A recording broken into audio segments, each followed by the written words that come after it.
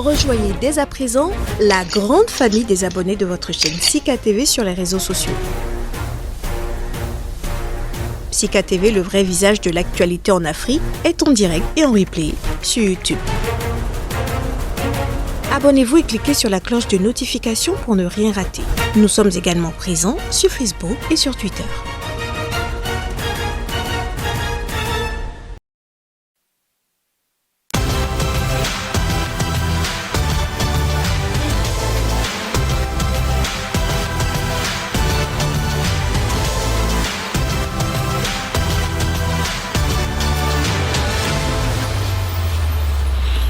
Bienvenue à tous, mesdames, messieurs, que du plaisir de vous retrouver. Réforme du système partisan au Bénin, souhaitée de longue date et de tout vœu, elle aura été actée sous le régime Talon.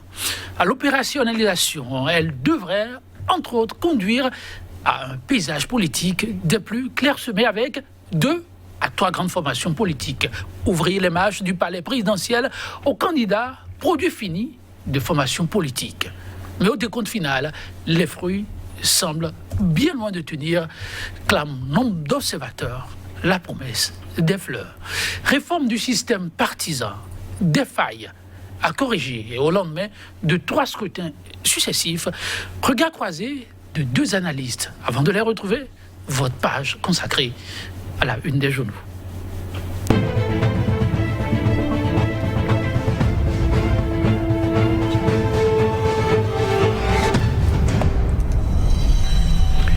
Dernier rendez-vous pour passer en revue les faits marquant l'actualité, mais relayés par les canards. Côte-d'Ivoire Métonou est au rendez-vous pour nous faire la livraison du jour. Côte-d'Ivoire Métonou, bonjour. Bonjour Tondi, bonjour également à nos amis téléspectateurs. Alors, ce vendredi d'avant la rentrée des classes, est-ce qu'il y a du nouveau? Oui, on aura forcément, à partir du moment où vous avez évoqué la rentrée, oui, elle est là en plein, donc à la une des journaux. Il y a aussi le vol. Vous savez, ceux qui aujourd'hui dans la République se sentent suffisamment à l'abri du besoin, ce sont ceux-là qui détournent beaucoup de l'argent. Mais la justice également est à leur trousse. Les cadres ont également rapporté les faits donc, de détournement et si possible des mises en cause qui sont pratiquement à la porte de la prison. Mais sans oublier aussi que, oui, il y a d'autres faits de la nation. Vous savez, le mandat unique avait agité le premier mandat du président Patrice Talon. Ça revient doucement, mais Dieu seul sait ce que les tenanciers de ce projet-là sont en train de tramer contre la République. De toutes les façons, si c'est bien, on en jurera tous, mais si c'est mauvais, eh bien, chacun en répondra également. Merci. Comme menu très intéressant pour boucler. En beauté, la semaine, Côte-d'Ivoire Métonou, on démarre avec le quotidien. Le journal La Croix, un peu comme pour dire que les élèves aujourd'hui, face donc aux intempéries, on vit donc La Croix pour pouvoir donc se rendre à l'école. Et là-dessus, le journal de nous écrit rentrée scolaire 2021-2022 au Bénin. Les aspirants à l'enseignement expriment leurs griefs. Le journal Le Matinal, parlant de cette vague de suscitation donc de ce projet de mandat unique, écrit donc en manchette. Assemblée nationale, le mandat unique refait surface. Les députés saisis par une coalition de jeunes. L'honorable Romaric Ogoualé, installé, donc lui, il va faire son baptême du feu avec la gouvernance au Bénin. Talon séduit par sa gestion des dossiers sociaux, la population de Fillon pressée d'être donc relogée. Le pays émergent, faux et usage de faux à la Fédération béninoise de boxe, une affaire de chèque fait polémique, un nouveau siège loué aux frais de Rombo Constant Baron, écrit donc ce journal. Et puis le potentiel blanchiment de capitaux d'1 milliard en dépôt à terme, eh bien au gradé de la douane aux portes de la prison, trafic de carnets de vaccination anti-Covid au centre de santé de Zobo-à-Cotonou, l'infirmier et son épouse mis aux arrêts, fait constater ce journal. Et puis, première session en 2021 de la conférence des préfets mi-lorrains accueille ses pairs à Lokossa. Matin libre, débordement du fleuve Mono, le casse-tête à Thiémé et environ, plus de 4/5 des villages sous l'eau déjà, des infrastructures socio-communautaires aussi, rentrée scolaire hypothétique dans la région. Le gouvernement n'a visiblement pas encore le gris-gris de la gestion durable du phénomène des inondations. Le journal L'Affiche du jour, Internet, le culte de l'apparence sur les réseaux sociaux détruit en silence des vies, Joël Yetondi, vif d'Afrique pour terminer, du vacatariat à l'aspirant, eh bien, calvaire et précarité qui de la nouvelle rentrée. Et je crois que c'est avec donc ce journal que nous allons refermer la une pour le compte de ce vendredi. Merci à vous, Kodjovi Ametonou. Nous allons démarrer, par ces situations un peu préoccupantes qui pourraient se généraliser si on n'anticipe pas, si les pluies continuent ainsi. Matin libre qui nous amène dans le mono, Kodjovi Ametonou, la situation préoccupante à Thiémé et environ.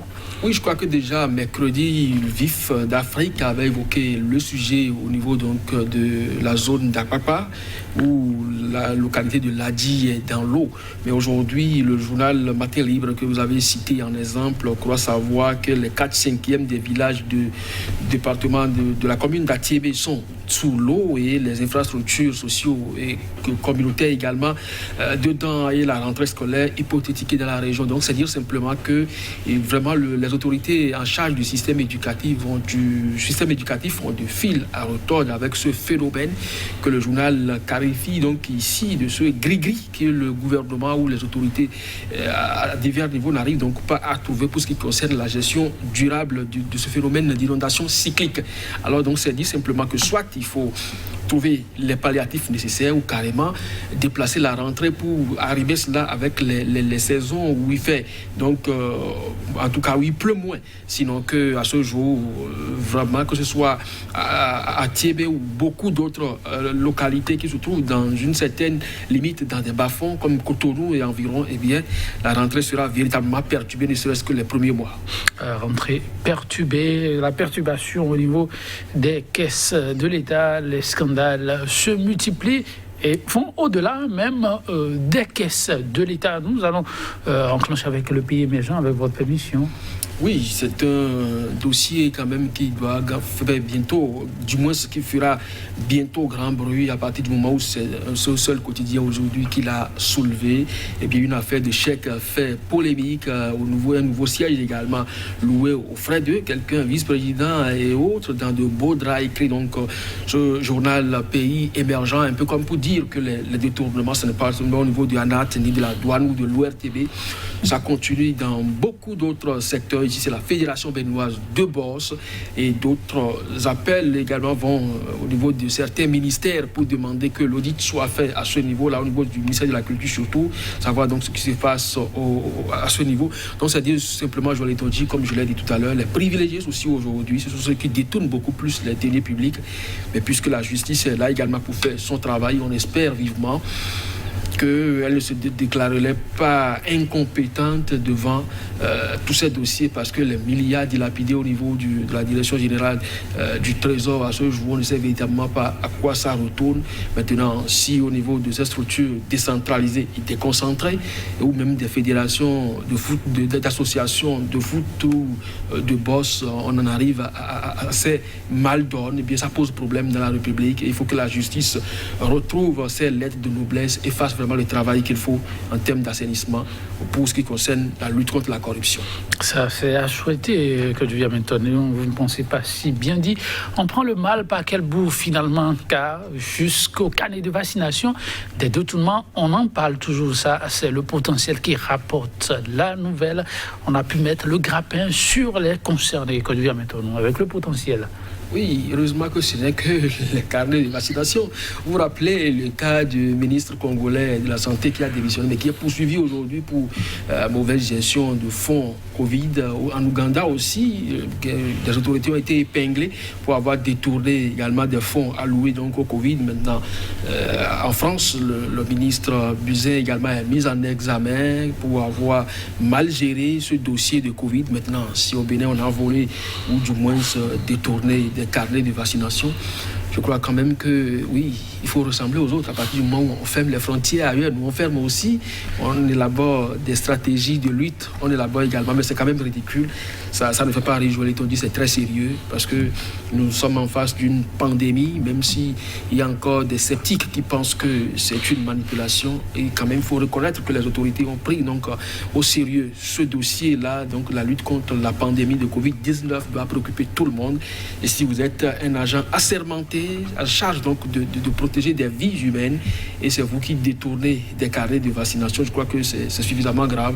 Et il faut quand même que la mise en cause ici puisse quand même répondre de leur forfait, histoire de donner ou de servir du moins d'exemple à d'autres qui tenteraient donc de faire la même chose. C'est effectif. Hein? Il faut savoir mettre la main là où il faut. Et quand je dis maintenant, on va parler rapidement de cette histoire de blanchiment de capitaux. Tout pour l'instant un flou artistique, mais c'est l'un des disciples de Saint Matthieu qui serait dans le viseur. Oui, malheureusement, il n'est plus en service, mais vous savez, il y a des prescriptions, certaines normes.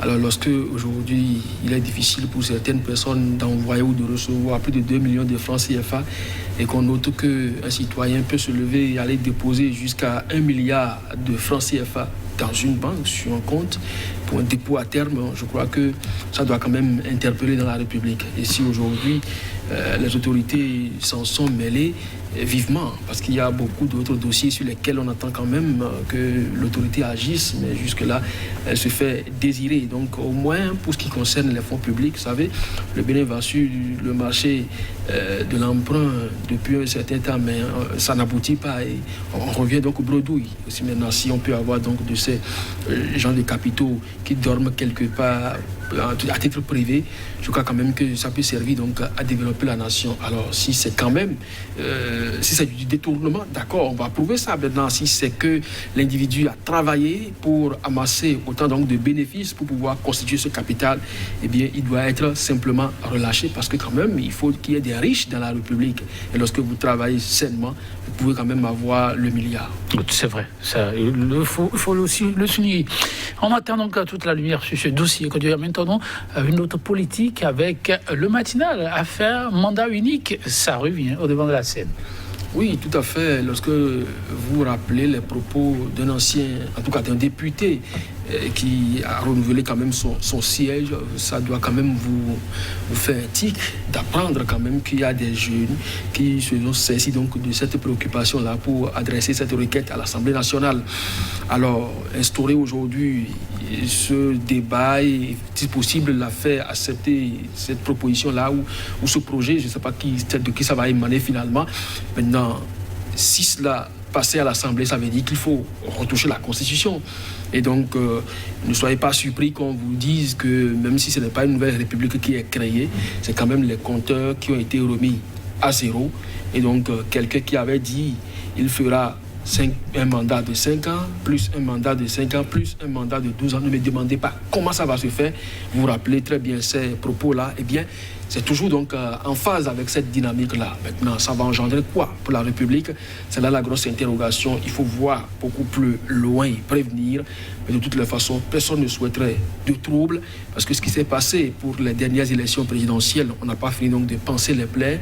Des familles vous diront qu'elles ont perdu des proches. Le chef de l'État avait dit que lui n'en a jamais entendu parler. Le flou persiste à ce niveau. Il ne faut pas qu'on en rajoute à ça. Merci à vous. Quand je viens maintenant, chers téléspectateurs, oui, ce sera tout pour aujourd'hui. À bientôt.